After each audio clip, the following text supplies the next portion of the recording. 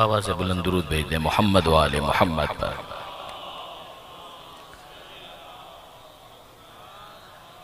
तमाम अरवाह मोमिनीन व मोमिनात के लिए, फ़र्श अज़ा के खिदमत गुजारों के लिए, ख़ास तौर पर इस मस्जिद व इमाम बारगाह की खिदमत करने वाले जितने भी माजी में रहे, जो आज खिदमत कर रहे हैं, जो यहाँ पर आकर इबादतें अंजाम दे रहे हैं, आज़ादारी कर रहे हैं, उन सब के मरहुमीन के लिए रहमल्लाहु मन क़रा अल-फ़ातिहा।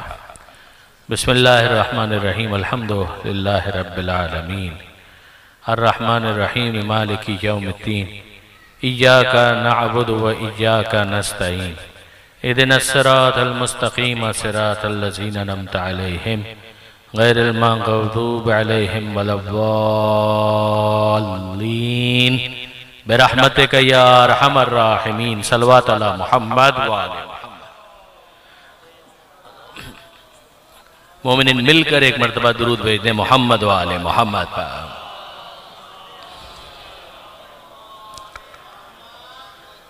अऊज़ु बिल्लाहि मिनश शैतानिर लईनिर रजीम, बिस्मिल्लाहिर रहमानिर रहीम, अल्हम्दुलिल्लाहि रब्बिल आलमीन, वस्सलातु वस्सलामु अला अशरफिल अंबिया वल मुरसलीन, सय्यदना व मौलाना अबुल क़ासिम मुहम्मद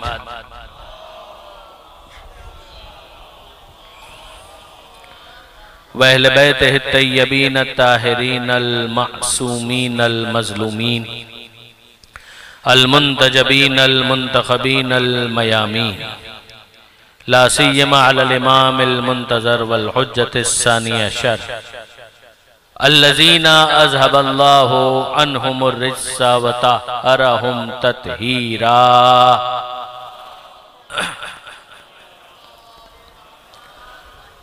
वल्लानतु दाइमतुल बाक़ियतु अला अअदाइहिम अजमईन मिन यौम ज़ुल्मिहिम इला क़ियाम यौमिद्दीन।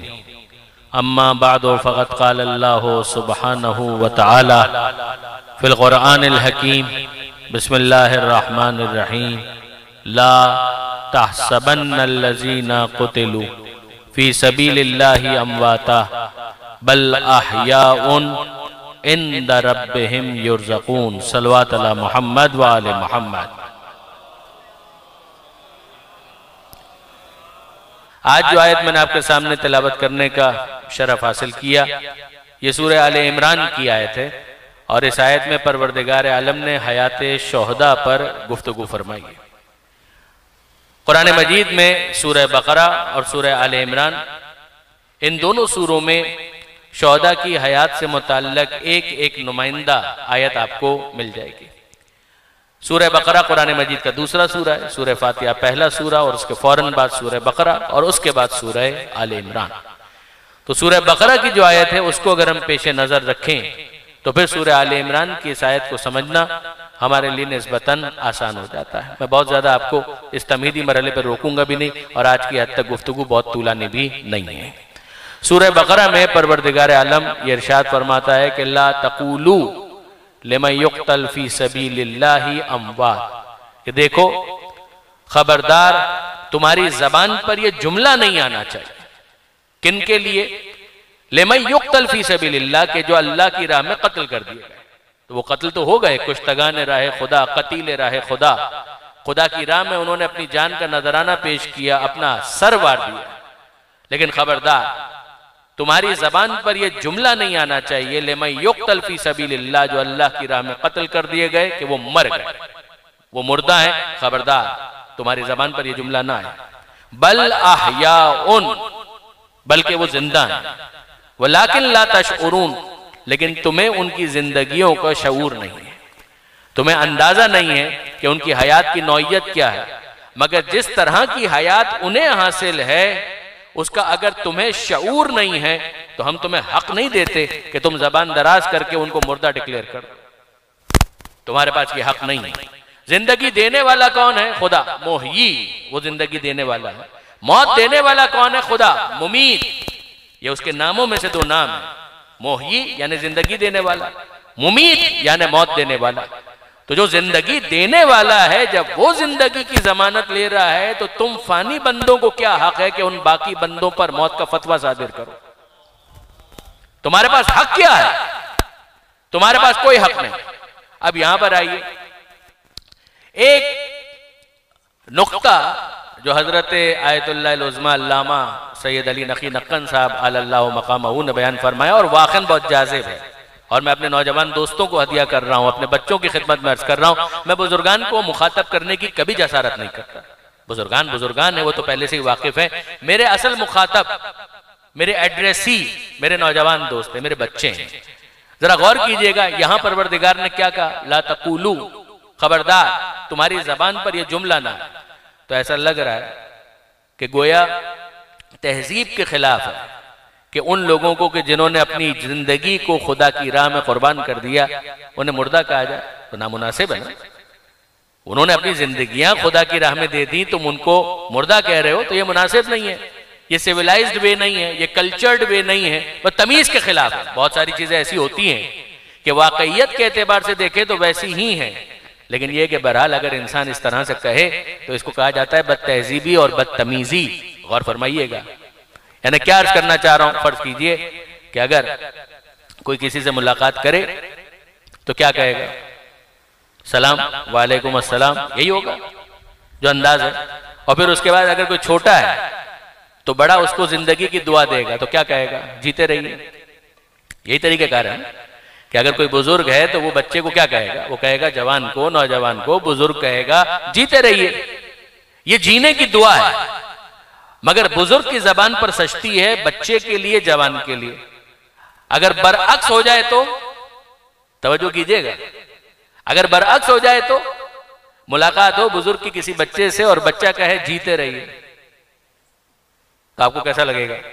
जाहिर है कि अगर कोई सफेद बालों वाले बुजुर्ग हैं और उनको कोई बच्चा ये कहे जीते रहिए तो वो बुरा मान जाएंगे। तो उसने क्या गलत बात कही है? उसने जीने की दुआ ही तो दी है। मगर गौर फरमाइए कि जो बुजुर्ग हैं उनको पूरा हक है कि वो ये कहें कि साहबजादे अपनी उम्र देखो और फिर उस जुमले को देखो, तुम्हारी जबान से मेरे लिए क्या ये अच्छा लगता है जीते रहिए? तो फिर क्या होना चाहिए? कहा कि तुम्हारी जबान पर यह जुमला सूट नहीं करता। अगर बुजुर्ग है तो वो अपने बच्चों के लिए कहेगा जीते रहिए, और अगर बच्चा है, जवान है, तो वो बुजुर्ग के लिए ये नहीं कहेगा जीते रहिए, बल्कि क्या कहेगा? वो कहेगा खुदा आपका साया हमारे सरों पर सलामत रखे। आप अंदाज के बदल जाने से तहजीब का फर्क कितना नुमायां होता है। वही दुआ वही है, दुआ के अंदर कोई फर्क नहीं है। वो भी जिंदगी की दुआ है, ये भी जिंदगी की दुआ है, मगर जिंदगी की दुआ देने का अंदाज कितना मुख्तलिफ है। दुरूद भेजिए मोहम्मद व आले मोहम्मद पर।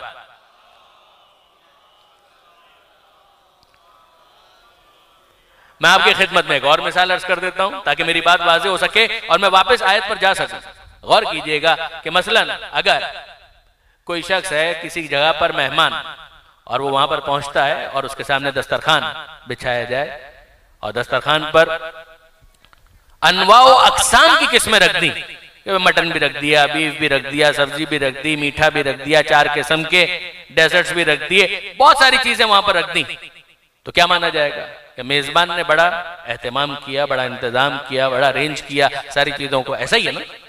लेकिन अब फर्ज कीजिए जब मेहमान वहां पर पहुंच जाए तो मेजबान खाने की दावत इस तरह से दे, ले खा मर।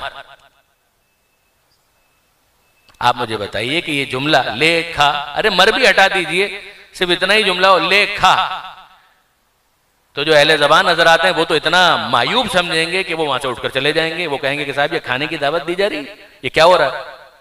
तो क्या हुआ? ले खा, यही तो कहा है। कहा कि इस तरह से तो ये निवाला हलक से नीचे नहीं जाएगा। ले खा ये क्या है? तो फिर क्या होना चाहिए? कि इसी बात को तहजीब के साथ अगर यूं कहा जाए कि नोशे जान तशरीफ लाइए, दस्तरखान आपका मुंतजिर है, क्या ही अच्छा हो कि आप दस्तरखान को रौनक बख्शें। आप मुझे बताइए कि सिर्फ इन लफ्जों के तब्दील कर देने की वजह से तासुर में कितनी बड़ी तब्दीली आ गई। ऐसा हुआ या नहीं हुआ? अगर कोई आए और आपसे सवाल करे कि जनाब आपकी वालिदा गिरामी कैसी हैं, तबीयत उनकी ठीक है, तो क्या लगेगा? लगेगा कि हाँ वाकई बड़े एहतराम से उन्होंने हमारी वालिदा की तबीयत पूछी।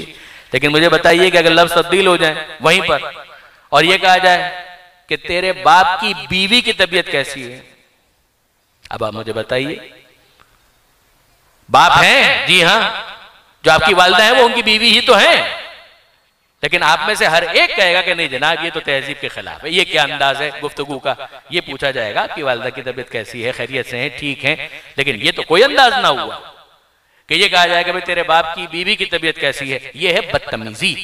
तो इन दोनों चीजों के दरमियान फर्क है। बात एक ही है मगर कहने का अंदाज कितना फर्क डाल देता है। अब आइए उस आयत की तरफ। आयत के अंदर क्या कहा जा रहा है? ला तकूलू, खबरदार तुम्हारी जबान पर यह जुमला ना आने पाए, लिमन युक्तल फी सबीलिल्लाहि अमवात, कि जो अल्लाह की राह में कत्ल कर दिए गए वो मर गए। तुम्हारी जबान पर यह जुमला नहीं आना चाहिए। क्या मतलब? क्या परवरदिगार आलम तहजीब लफ्जी सिखा रहा कि हाँ भाई मर तो गए मगर तुम्हारा उनको मुर्दा कहना तहजीब के खिलाफ है? क्या ये मतलब है? अगर इतना ही मतलब होता बरादरान अजीज, तो आगे परवरदिगार आलम को यह नहीं कहना चाहिए था बल अहयाउन, बल्कि वो जिंदा है, वलाकिन ला तशऊरून, मगर तुम्हें शऊर नहीं है। याद रखिएगा, शऊर का ताल्लुक तहजीब लफ्जी के साथ नहीं होता, हकीकत वाकई के साथ होता है। यहां पर सिर्फ तहजीब लफ्जी नहीं सिखाई जा रही, लेकिन अगर जहन के अंदर कोई इश्तिबाह, कोई कंफ्यूजन मौजूद था तो भी सूरह आले इमरान की उस आयत ने उस कंफ्यूजन को दूर कर दिया। कौन सा कंफ्यूजन? कि भाई शायद तहजीब सिखाई जा रही है। देखिए ब्रादरान अजीज, मामला क्या है? मामला यह है, गौर फरमाइएगा, मामला यह है कि जो शहीद हो गया खुदा की राह में, अगर उसके बच्चे नाबालिग हैं तो यतीम है या नहीं? यतीम तो है। जो शहीद हो गया खुदा की राह में, उसकी जो जौजा है उसको बेवा कहा जाएगा या नहीं? उसको बेवा तो कहा जाएगा।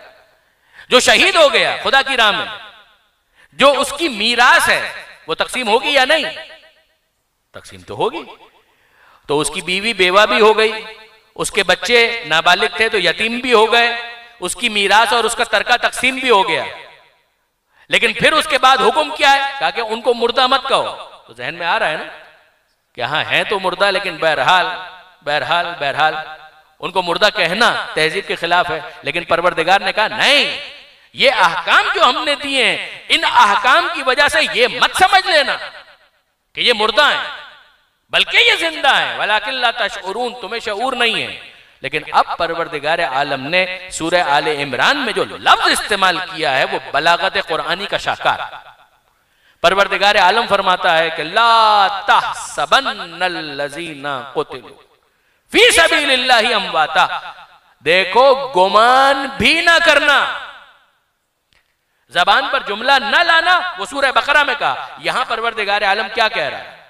खुदा कह रहा है ला तहसबन्ना, खबरदार तुम्हारे दिलो दिमाग में, वहमो गुमान में, कहीं कासाए फिक्र में ये ख्याल भी ना आने पाए, सोचना भी मत, अल्लज़ीना क़ुतिलू फी सबीलिल्लाहि अमवाता, कि वो जो अल्लाह की राह में कत्ल कर दिए गए वो मर गए, ये तुम्हारे जहन में कहीं ख्याल भी ना आने पाए।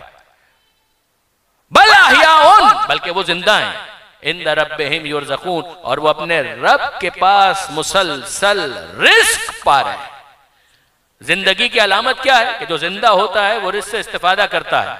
जो जिंदा होता है उसे आप खाते हुए देखते हैं, पीते हुए देखते हैं, वो मशरूबात से इस्तिफादा करता है, वो माकुलात से इस्तिफादा करता है, वो ग़िज़ा और ताम तनावुल करता है। परवरदिगार आलम फरमाता है भाई हम गवाही दे रहे हैं कि उन्हें रिस्क मिल रहा है।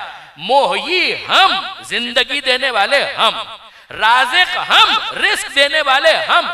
जब हम उन्हें मरज़ूक भी कह रहे हैं, जिंदा भी कह रहे हैं, तो फिर तुम्हारे पास मुर्दा कहने की दलील क्या है, वजह क्या है, सबब क्या है? दुरूद भेजिए मोहम्मद वाले मोहम्मद पर।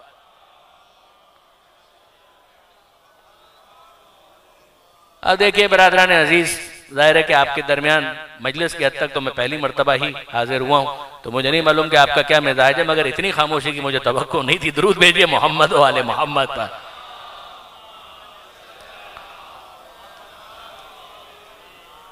तो अब मैं गुजारिश ये कर रहा था कि एक तमसील या एक मिसाल की हद तक मैं आपकी खिदमत में अर्ज करूं कि जरा तवज्जो कीजिएगा कि मिसाल क्या है। कि फर्ज कीजिए कि भाई आपका एक अजीज है, वो आपके वतन से रवाना हुआ, किसी और जगह चला गया, तो आप क्या कहेंगे? अब ये व्हाट्सएप का जमाना, ये कोई बहुत पुराना जमाना नहीं है, ये मोबाइल फोन का जमाना, ये कोई बहुत पुरानी बात नहीं है। आमतौर पर पुराने जमाने में खतूत के जरिए से ही इत्तला खैरियत की दी जाती थी। यही तरीक़ेकार हुआ करता था। इसीलिए पुराना जो मुहावरा है, जो अब तो तकरीबन मतरूक हो चुका, और वो क्या कि खत निस्फ मुलाकात कहा जाता था, कि खत निस्फ मुलाकात। उस जमाने में डाकिये की भी बड़ी अहमियत होती थी, पोस्टमैन की भी बड़ी अहमियत होती थी, कि भाई वो वहां पर जो खत उसको दिया गया है वो यहाँ पर लेकर तो वही आएगा, और यहाँ से हमारा खत लेकर वही जाएगा। तो होता यह था कि कोई शख्स है वो रवाना सफर हुआ, आज़िम सफर हुआ, वो गया, तो जाहिर है कि वहां पहुंचने के बाद वो खैरियत का खत या टेलीग्राम वगैरह भेजा करता था, तार भेजा करता था। ये तरीकेकार था। टेलीफोन तो एक बहुत बड़ी लग्जरी था। आज से 20-25 साल पुरानी बात कर रहा हूं, कोई बहुत पुरानी बात नहीं है। तो हुआ ये कि एक साहब गए और किसी और जगह पर पहुंच गए, वहां खैरियत से पहुंच गए, तो खैरियत का वो खत लिख दिया करते थे। यहां से रवानगी के मौके पर घर वाले ये कहा करते थे, जब पहुंच जाओ तो खैरियत का खत वहां से भेज देना। और वो खैरियत का खत उन्होंने भेज दिया। या जिस जगह पर वो मेहमान हुए हैं, अगर मेजबान खैरियत का खत भेज दे तो इत्मीनान हो जाता था कि वो हमारा अजीज रिश्तेदार वहां पर खैरियत से। अगर कोई जख्म आ गया तो भी पता चल जाएगा, खुदा न करे कोई हादसा हो गया तो भी खत के जरिए से पता चल जाएगा। यही होता था। अब आप गौर फरमाइए कि अगर खत आ जाए उस मेजबान का, और वो ये लिखे कि भाई आपका अजीज हमारे पास यहां खैरियत से पहुंच गया, तो फिर यहां मौजूद अफराद पहले ये चेक करते थे कि जनाब मेजबान काबिल एतमाद है या नहीं। बहुत तवज्जो कीजिएगा, कुछ अर्ज करना चाह रहा हूं। वो कहते थे कि मेजबान काबिल तवज्जो है या नहीं, काबिल एतमाद है या नहीं। कहा नहीं, मेजबान तो काबिल एतमाद है। कहा उसका खत आ गया है कि हमारा अजीज उसके पास पहुंच गया और वो खैरियत से। तो यहां पर जितने भी अफराद थे वो सब के सब मुतमईन हो जाते थे कि जब मेजबान काबिल एतमाद है और उसने खत लिख दिया तो इसका मतलब यह है कि हमारा अजीज वहां पर खैरियत से। माँ है तो बेटे की खैरियत का यकीन आ जाता था, बाप है तो औलाद की खैरियत के बारे में मुतमईन हो जाता था, भाई है तो भाई के बारे में मुतमईन हो जाता था। ये सब के सब मुतमईन हो जाते थे। क्यों? इसलिए कि जिसने खत भेजा है वो काबिल एतमाद है। तो आप मुझे इंसाफ से बताइए बरादरान अजीज कि अगर एक शहर से दूसरे शहर कोई चला जाए और काबिल एतमाद मेजबान वहां से आपको इत्तला दे दे कि ये आपका अजीज खैरियत से यहाँ पर पहुंच गया है, जिंदा है, सलामत है, तो हम सबको यकीन आ जाता है। कोई मुझे बताए कि परवरदिगार से ज्यादा काबिल एतमाद कौन हो सकता है? खुदा बंदे मुताल कुरान के अंदर कह रहा है कि जो कुश्तगाने राहे खुदा है वो हमारे पास खैरियत से पहुंच गए हैं। मुतमईन हो जाइए, दस्तरखान बिछा हुआ है, रिस्क मिल रहा है, हम रब होकर जमानत ले रहे हैं, शक की कोई गुंजाइश ही बाकी नहीं बचती। दुरूद भेजिए मोहम्मद व आले मोहम्मद।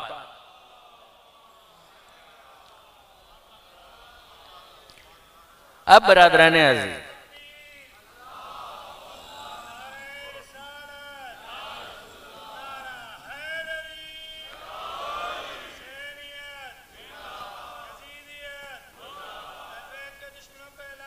बेशुमार अल्लाह। एक और दुरूद भेजते हैं मोहम्मद वाले मोहम्मद पर।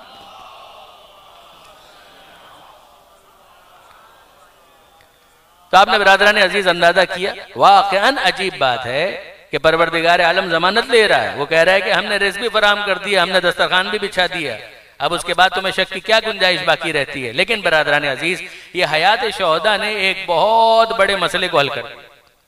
और बहुत बड़ा मसला क्या? जब कुरान मजीद ये कह रहा है कि वो जिंदा है, तो क्या उनकी जिंदगी के बारे में कोई शक हो सकता है? नहीं हो सकता। अब देखिए बरादरान, ये उस बहुत बड़े एतराज का जवाब। वो एतराज क्या है? एतराज ये है कि साहब जो जिंदा है उसको पुकारिए, जो मुर्दा है उसको पुकारने का फायदा क्या है? जो मुर्दा है उसको पुकारने का फायदा क्या है? मैं इस बहस में नहीं पढ़ना चाहता, मगर मैं सिर्फ इतना कहना चाहता हूं कि कोई मुझे बताए कि जो जिंदा है उसको पुकारने का तो फायदा है ना। ये तो तय हुआ ना कि जो जिंदा है उसको पुकारने का तो फायदा है, जो मुर्दा है उसको पुकारने का कोई फायदा नहीं है। जो जिंदा है उसको पुकारने का तो फायदा है ना। जवाब मिला, जी हाँ, जो जिंदा है उसको पुकारने का फायदा है, जो मर गया उसे पुकारने का कोई फायदा नहीं। तो जो जिंदा है उसके बारे में दलील क्या है कि वो जिंदा है? कुरान मजीद अगर दलील दे दे कि वो जिंदा है तो फिर उसको मुर्दा मानना कुरान के खिलाफ है। जब कुरान कह रहा है कि शहीद जिंदा है, तो ना या अली मदद गलत होगा ना या हुसैन मदद गलत होगा।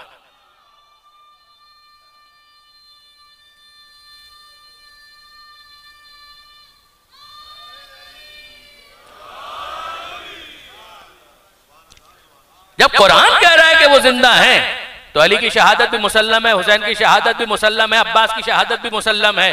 तो ना या अबुल फजल अब्बास गलत होगा, ना या सैयद शोहदा गलत होगा, ना या अली गलत होगा, कुछ भी गलत नहीं होगा, इसलिए कि हयात शोहदा बन्नस से कुरान साबित। हाँ, हम तो देखते हैं कि वाकई कुरान मजीद ने इनकी तो जिंदगी की गवाही दी, और बाद ऐसे भी हैं कि जो जिंदा होकर भी कुरान की नजर में मुर्दा हैं। परवरदिगार आलम तो कहता है कि जब मेरा हबीब पुकारे सूरह अनफाल तो उसको जवाब दो, अगर तुमने जवाब नहीं दिया तो तुम मुर्दा रह जाओगे। वो पुकार रहा है जिंदगी बांटने के लिए।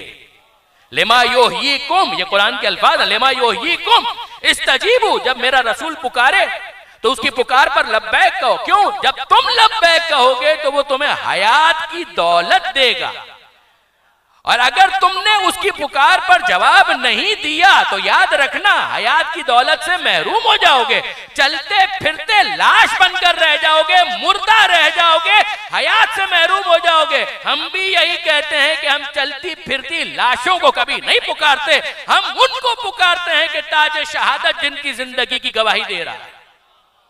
दुरूद भेजिए मोहम्मद व आले मोहम्मद पर।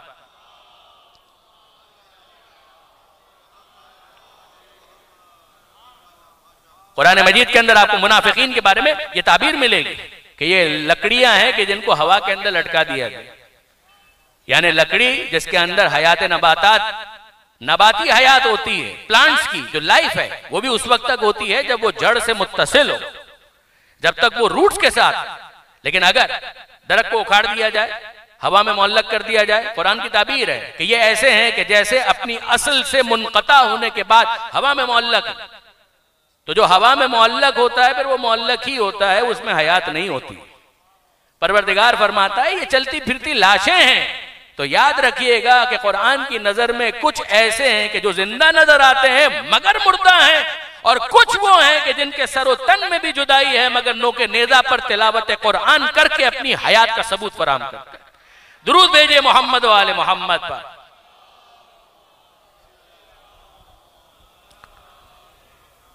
लिहाजा याद रखिएगा बरादरान अजीज, ये परवरदिगार आलम का निजाम। उसको मुझे याद रखोगे फस्कुरूनी अस्कुरकुम, अगर तुम मुझे याद रखोगे तो फिर मुतमईन रहो कि मैं तुम्हारी याद को मिटने नहीं दूंगा। ये फर्श अज़ा इसी बात की दलील है, ये फर्श अज़ा इस बात की दलील है जो परवरदिगार आलम ने कहा था कि फस्कुरूनी अस्कुरकुम, कि तुम मुझे याद रखो मैं तुम्हें याद रखूंगा, और जब मैं तुम्हें याद रखूंगा तो तुम्हारी याद मिट नहीं सकती। याद रखिए बरादरान अजीज, वो हुसैन के जिसने नौके नेजा पर खुदा को याद रखा। क्या मजाल है कि हुसैन का जिक्र मिट जाए? क्या मजाल है कि हुसैन का जिक्र खत्म हो जाए? फर्श अज़ा बिछाने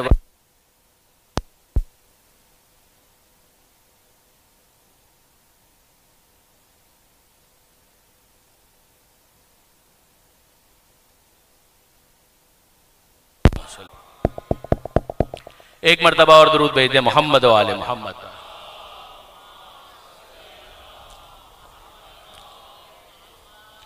फस्कुरूनी अस्कुरकुम, तुम मुझे याद रखो मैं तुम्हें याद रखूंगा। जब खुदा किसी को याद रखता है तो फिर उसकी याद मिट नहीं सकती। ना मुमकिन है कि परवरदिगार आलम की याद ऐसी हो कि जिसे मिटाया जा सके। फर्श अज़ा बिछाने वाले मुबारकबाद के मुस्तहक है। फर्श अज़ा का अंदाज मुख्तलिफ हो सकता है, कभी सिर्फ टाइलों का फर्श हो मुमकिन है, कभी दरी का फर्श हो मुमकिन है, कभी कालीन का फर्श हो मुमकिन है। मगर याद रखिएगा बरादरान अजीज, हुसैनी जितने हैं वो फर्श अज़ा पर आने के बाद एक हैं और नेक हैं। फिर वो हुसैनी, फिर वो फातिमा ज़हरा सलामुल्लाह अलैहा की नौकरी करने के लिए आया।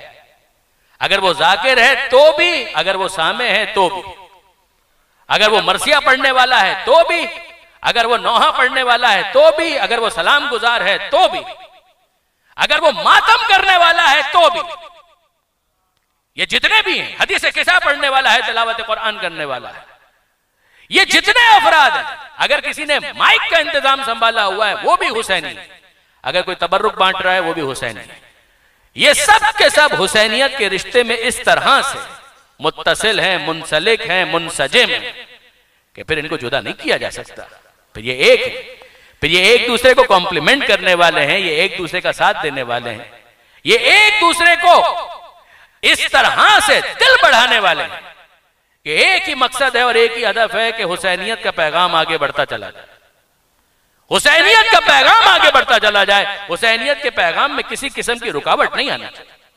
बस बरादरान अजीज, इस पैगाम को याद रखिएगा कि हुसैनियत जोड़ने का काम करती है, तोड़ने का काम नहीं करती। हुसैनियत वो पैगाम है कि जिससे सिर्फ यजीद और यजीदियत बाहर हो सकते हैं, उसके अलावा कोई बाहर नहीं हो सकता। अगर ये बात वाज़ेह हो गई बरादरान अजीज, तो उसके बाद इस बात को जहन में बिठा लीजिए कि जितने भी अफराद फर्श अज़ा पर आते हैं वो फातिमा ज़हरा के मेहमान हैं। वो सब के सब मोहतरम, वो शिया हैं तो भी मोहतरम है, वो सुन्नी है तो भी मोहतरम है, वो गैर मुस्लिम है तो भी मोहतरम है। फर्श अज़ा में तो इतनी वुसअत है कि हिंदू को भी हुसैनी बना देता है। फर्श अज़ा में तो इतनी वुसअत है कि वो अगर मसीही है तो उसको भी हुसैनी बना देता है। कोई भी है अगर फर्श अज़ा पर आ गया वो हमारा मेहमान, वो फातिमा ज़हरा का मेहमान है। हमारी तो हैसियत क्या है? यकीन जानिए बरादरान अजीज के इस पैगाम को याद रखना है। मुझे अच्छी तरह से याद है कि किसी साहिब इल्म ने कभी कहा था और बहुत अच्छा जुमला कहा था कि हम जब फर्श अज़ा बिछाते हैं तो याद रखें कि ये हमारे लिए शरफ है, फर्श अज़ा पर हमारा कोई एहसान नहीं है। अगर हम फर्श अज़ा बिछाएं और फर्श अज़ा की खिदमत करें तो याद रखिएगा कि ये हमारे लिए शरफ है, ये हमारा आज़ादारी के ऊपर कोई एहसान नहीं है। जैसे कि आज़ादारी का जिम्मा किसने लिया है? खुद परवरदिगार ने। जब उसने कह दिया कि फस्कुरूनी अस्कुरकुम, कि तुम मुझे याद रखो मैं तुम्हें याद रखूंगा, तो इसका मतलब ही ये है कि जो जो फर्श अज़ा बिछा रहा है वो कार्य परवरदिगार को अंजाम देने में अपना हिस्सा डाल रहा है। इसका मतलब ही ये है कि परवरदिगार आलम का एक काम है जो वो अपने मुंतखब बंदों से लेना चाहता है। अब कौन कौन है कि जो उस काम के अंदर अपना हिस्सा डालना चाहता है? दुरूद भेजिएगा मोहम्मद व आले मोहम्मद पर।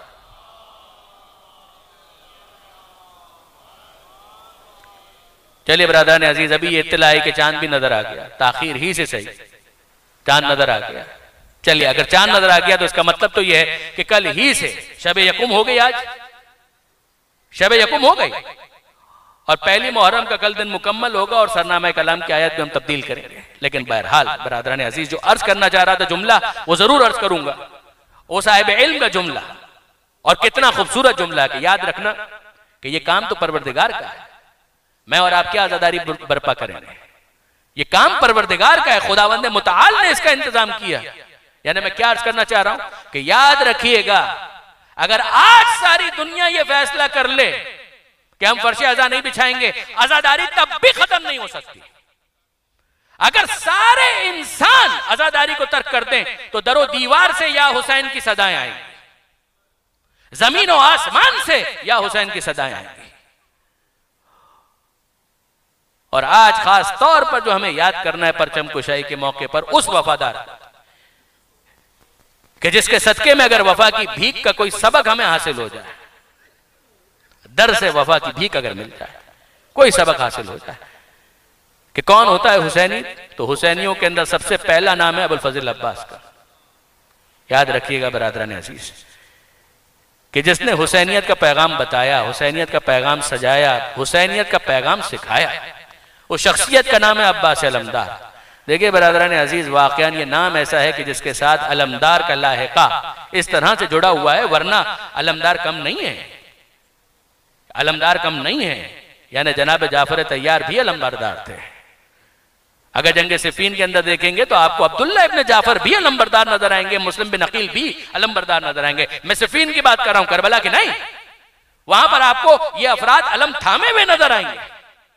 और सब छोड़ दीजिए, मौलाए कायनात, मौलाए कायनात, मौलाए कायनात कितनी जंगों में अलम बरदार रहे, पैगंबर अकरम का अलम संभाला। लेकिन अजीब बात है, कमाल है, वाकईन अजीब है, कितने औसाफ ऐसे हैं कि अगर मैं फकत सिफत आपके सामने बयान करूं तो आप खुद ब खुद मौसूफ तक पहुंच जाएंगे। अगर मैं कहूं ला फतह, आपके जहन में फौरन मौला का नाम आ जाएगा।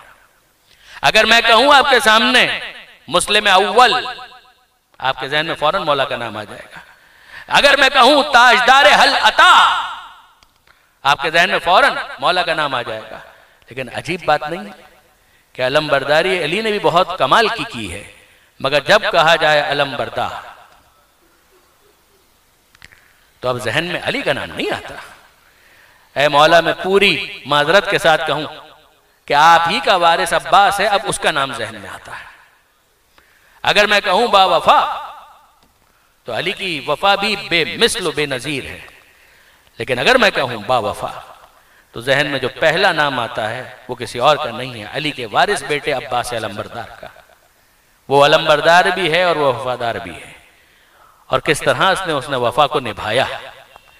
आप जानते हैं कि ये अब्बास वो है कि जिसने आशूर के दिन कई मर्तबा ये कहा कि आका मुझे इजाज़त है कि मैं भी मैदान में जाऊं, और हुसैन हमेशा ये कहते हैं अब्बास तुम तो मेरे लश्कर के अलंबरदार हो। उसी अलम का हवाला आ गया ना, तुम तो मेरे लश्कर के अलंबरदार हो। अब्बास कुछ नहीं कहते, खामोश हो जाते हैं। फिर उसके बाद कुछ देर गुजरती है, वक्त आगे बढ़ता है और अब्बास फिर आकर कहते हैं आका अब मुझे इजाज़त है कि मैं मैदान में जाऊं और अपनी कुर्बानी पेश करूं। और हुसैन कहते हैं कि अब्बास तुम्हें कैसे इजाज़त दे दूं, तुम तो मेरे लश्कर के अलंबरदार हो। यहाँ तक कि असर आशूर से कुछ पहले जब अब्बास ने आखिरी मर्तबा पूछा कि आका अब मुझे इजाज़त है कि मैं मैदान में जाऊं और अपनी कुर्बानी पेश करूं, और हुसैन ने कहा अब्बास तुम्हें इजाज़त कैसे दे दूं, तुम तो मेरे लश्कर के अलंबरदार हो। फनदर यमीनन व शिमाला, अब्बास ने दाएं देखा, अब्बास ने बाएं देखा, और हसरत से एक जुमला कहा मगर आका अब वो मेरे सिपाही कहाँ रहे कि जिनका मैं लश्कर का अलंबरदार था। मेरे प्यासे सिपाही फुरात के पास मेरे मुंतजिर हैं। आका अब तो मुझे इजाज़त दीजिए कि मैं मैदान में जाऊं और अपनी कुर्बानी पेश करूं। मगर हुसैन ने उस मौके पर भी रोक दिया, और ये वो मंजिल थी कि जब अब्बास अलमदार ने सकीना के पास पनाह तलाश की।